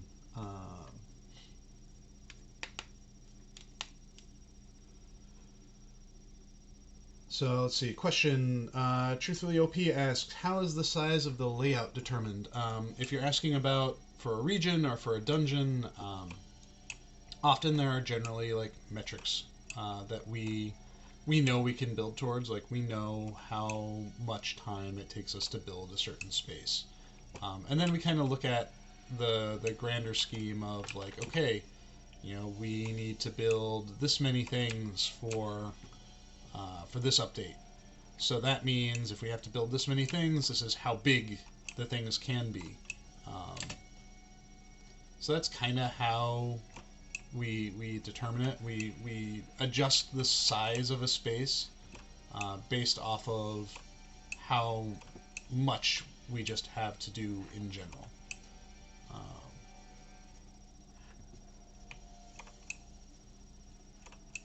We try not to overburden ourselves too much.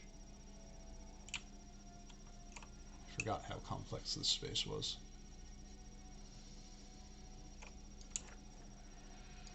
Another dungeon.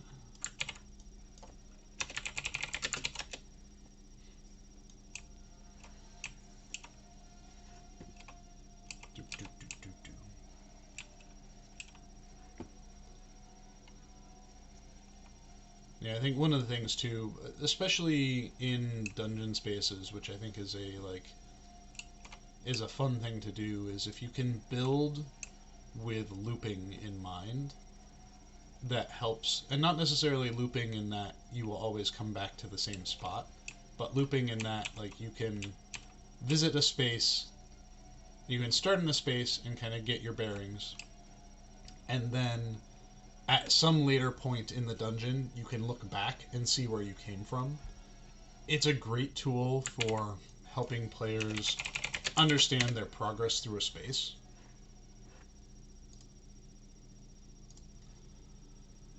Alright, let's do another couple quick questions. Not related to Deep Claws, because everyone seems to love Deep Claws.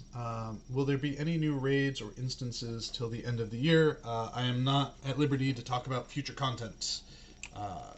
There will be announcements regarding what we're working on doing at some point, but that's not coming from me. We're in Dark Brotherhood now. This was another one of those, like, we need to define what the nameless are, and how do we do that? What kinds of things do we use to show the nameless?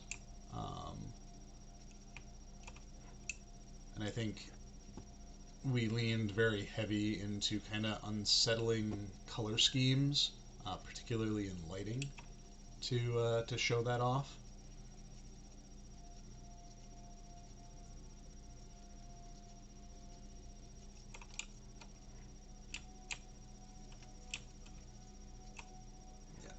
Go off to the different wings of the dungeon, which originally I don't think were wings. I think it was all one big space, but performance-wise we had to cut it up.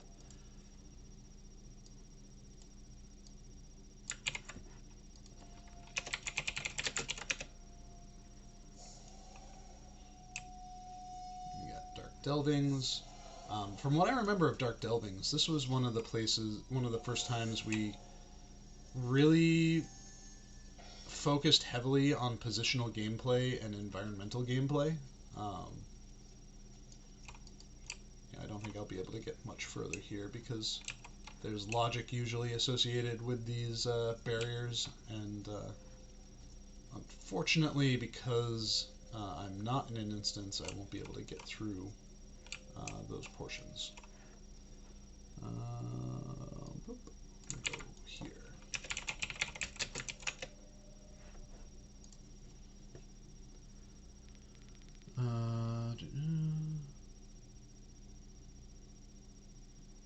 So Edith Laura says, the Moria interior spaces also have a very organic feel to them, as if you were inside a living creature, not a cave. Yeah, and I think textures go a very long way towards that kind of feeling. You know, textures can sell, like, this is effectively the same assets that, you know, we're using in something like Dark Brotherhood, but the texture that's being used on it tells a very different story. I love this little, like, vignette here. This just feels really good.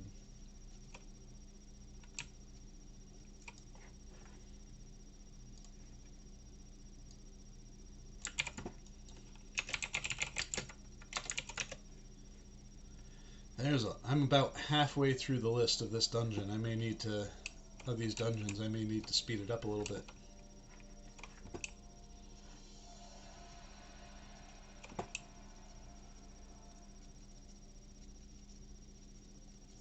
This dungeon map is a little off.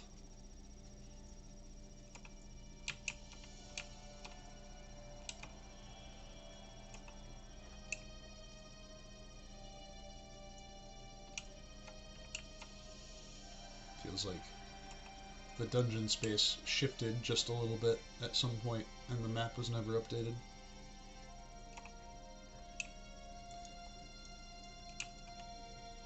Alrighty, let's go. Alright, so a little bit ago I talked about things that were kind of precursors to our mission system.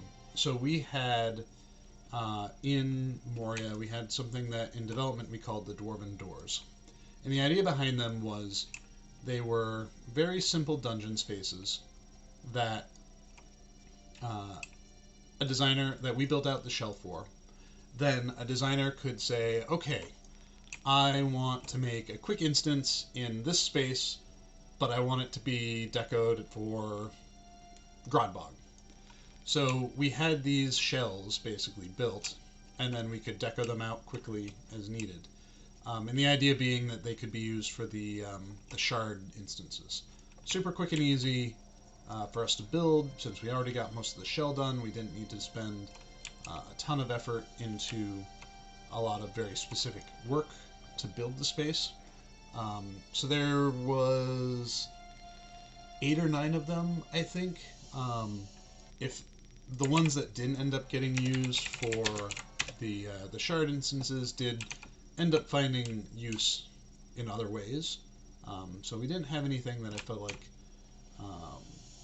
went unused. Though these spaces ended up being much more simple in comparison to some of the others we built, because they were intended to really only be like 10-minute instances at most. So now we come into, I think, one of my favorite views in a dungeon space. The Falling Ruins, Zerthurk. Once we get out of the tunnel,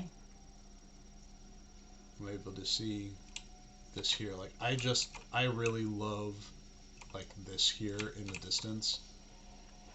You know, the buildings kind of built into the cliffs with the water just kind of like pouring and cascading. You're working your way across this ruined series of platforms. Like, there's certainly things we could have done to further sell this and to make it look better by requesting unique assets. But I think at the time that we built this, we were kind of past the window of asking for much as far as new assets goes.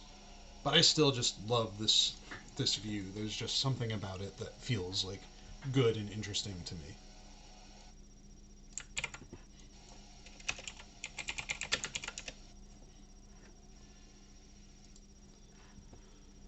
Alright, do a quick look at things again.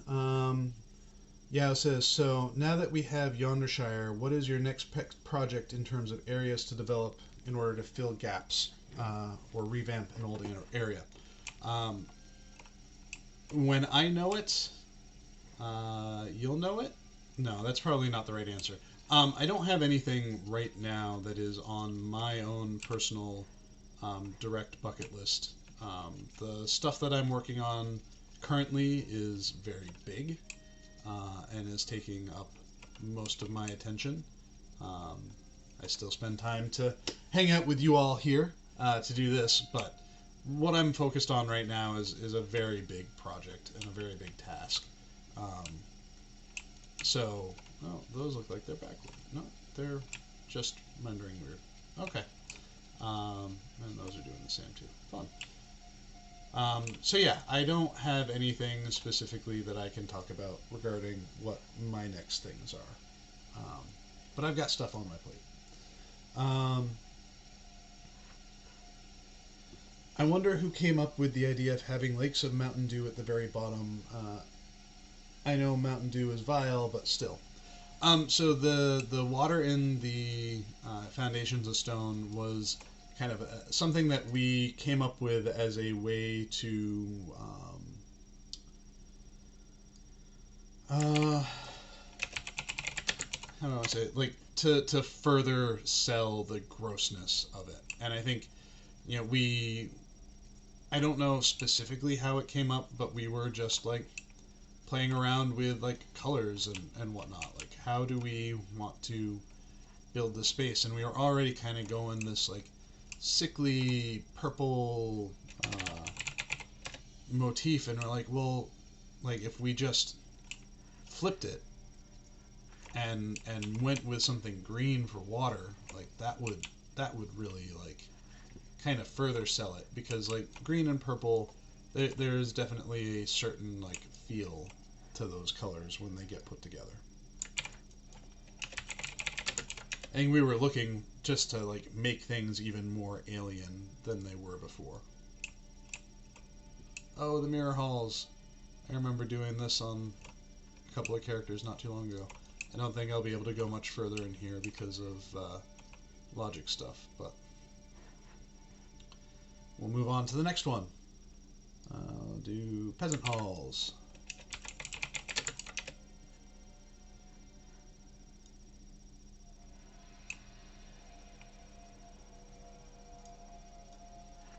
It is really interesting, like running through these spaces and seeing how we built them, and then thinking about how we would go about building them now if we were to like redo them in a modern way.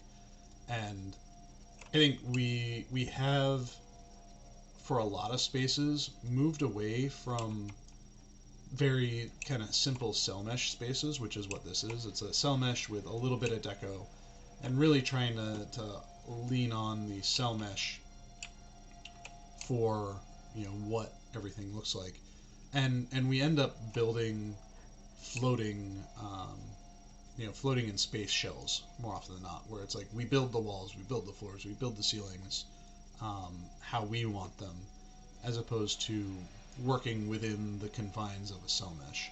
And I think that helps us make much more like interesting and detailed spaces. Doesn't necessarily help us speed through our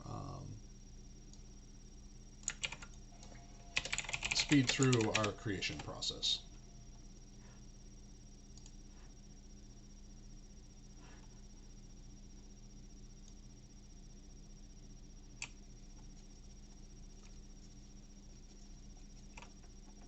I think this was part of a fairly recent interior as well. Did I build this? I don't remember if I built this or not. I think I did. I think I must have built this one, because I'm the one. I like using the shadow volumes. I think those are one of my favorite new assets that we have, where they really are, all it is just a series of planes that get more and more opaque, or not even more and more opaque. It's just a series of planes that that when you look through them, they like kind of cause a shadow depth effect to appear. But I love using them because they help pull off that effect when I sometimes don't always want to rely on lighting. So maybe I was the one that built that. Alright, the last dungeon space for us to look at is the Watcher space. This is something where we felt we wanted to do the Watcher, and we wanted it to be a multi-stage thing. So there was a lot of work that went into the timing of things like this causeway and everything that was going on here. Maybe I'll go solo this with my Bjorning sometime too.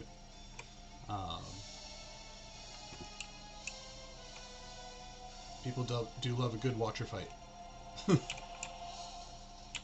This is another space where it's like if I had to do it over again, I might like try to add a little bit more complexity to some parts of it, at least in the non-playable areas. It just needs a little bit to break up the ground. I think it feels flat. All right. So we've got a few minutes left, so I wanted to jump into some of the prototypey or unreleased spaces that we have built.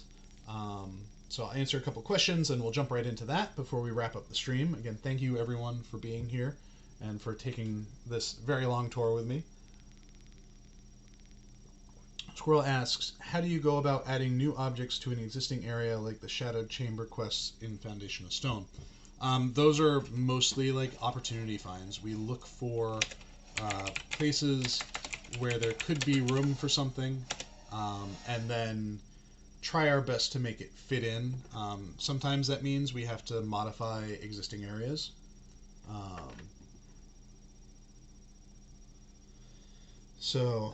Hopefully that answers that question.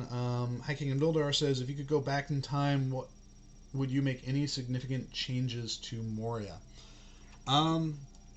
If you mean like go back in time and work on it as it was, I don't think I would make very many changes outside of improving travel. The Steed network it needs a lot of love. So anyways, welcome to Moria. So this is a Middle-earth Online Moria. This is actually, I think, the first hall. And this is meant to be the exit out into Eregion. So the idea behind the original Moria was it was a much flatter space. The hallways were wider, but they were lower ceilings because dwarfs. Where am I? So as with any of these old spaces that have not been used in a while, there's a lot of fun issues with how the pieces connect. But the Moria space of old was a dungeon. It was not landscape.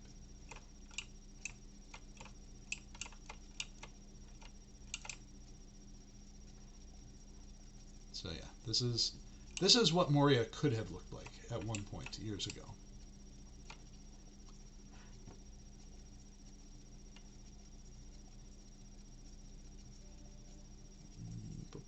Let's see. We'll see if I can get to one more room, and then we'll move on to the next thing.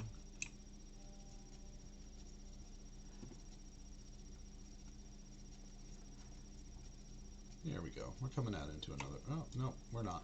I thought we were, but we're not. All right. So now we'll go here.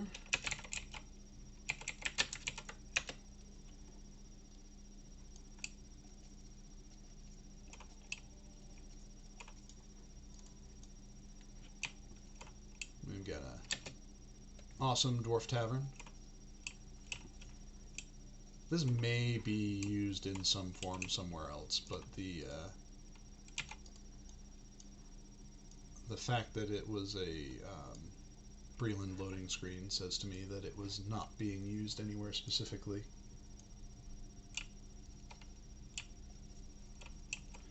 So Captain Kieran asks, what part of Moria took the longest to build? Maybe the second... No, not the second hall. Maps... Ravanian... Moria. I would probably guess Zellenmelek took the longest to build, just because of the sheer complexity of geometry in that space.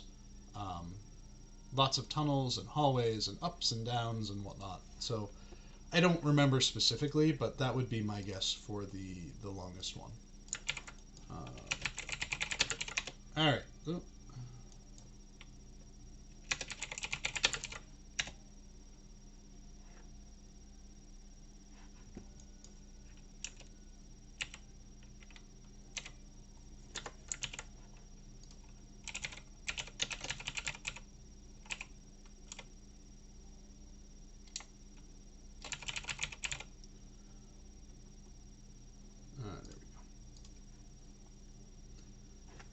Alright, and then the last stop on our tour, since I'm going over a little bit, this was our prototype space for testing out dual height map, seeing what we could do to make a Moria that felt like Moria. We didn't have any of the new dwarf assets that we got when Moria became available, so this was all built using our old original Moria assets. So this was kind of our prototype proof of concept, like, can we make a great hall that feels like big and expansive but also feels like it's been built. And I think it was this sort of thing that like ended up being very successful. Oh look, it's a POI that I built when I was a production artist. It's always like, it always throws me off when stuff like this like shows up. Though granted, like, this is not a playable space, so. But yeah, so when we were preparing to build Moria, we knew we wanted to build it, but we needed a test space for it. So this ended up being our test space. Like, how do we build Moria? And it did well enough that, you know, we were greenlit to build Moria.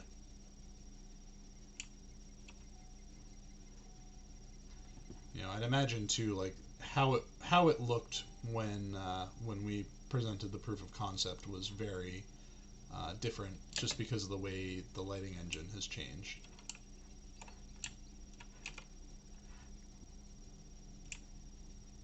So yeah, that is where I think I will end the stream today. So let's take a look at the quick questions real quick, and then I will sign off. See if there's anything else. Yeah, rooms similar. I wonder if the menus in the map could be adjusted so they don't run down low. Alright, so Druid's Fire commented on the map panel stuff. Like, that's a UI thing that I'm not sure what would be required to fix that sort of thing. Definitely, if it's something that's problematic and we don't already have a bug on it, I highly recommend submitting a bug on it. But anyways, so I don't see any other questions. So thank you everyone for spending your afternoon or evenings, wherever you may be, with me, as we explored Moria. Our next stream will be somewhere in Rovanian. I will put a poll up on the message boards within the next couple of weeks, so that you all get to decide where in Rovanian we go next. There may be some regions that I consider off limits, because we've already explored through them. So things like Vales of Anduin, and Floodfells, and Elderslade, we may not do a tour through because we've already been them before, but we'll see. We may just do a second hit on those. We'll see what things look like. But anyways, thank you so much for everyone. If you haven't yet, our Midsummer Festival is going now, so feel free to jump in and join in the celebration. Check out our wedding-themed Minas Tirith that is no longer under the throes of war. We put a lot of great work into that over the last few years, and it's nice to be able to look at Minas Tirith and not have it be just completely devastated for a change. So, thank you everyone. Have a great day, have a great weekend, and we'll see you in the next stream.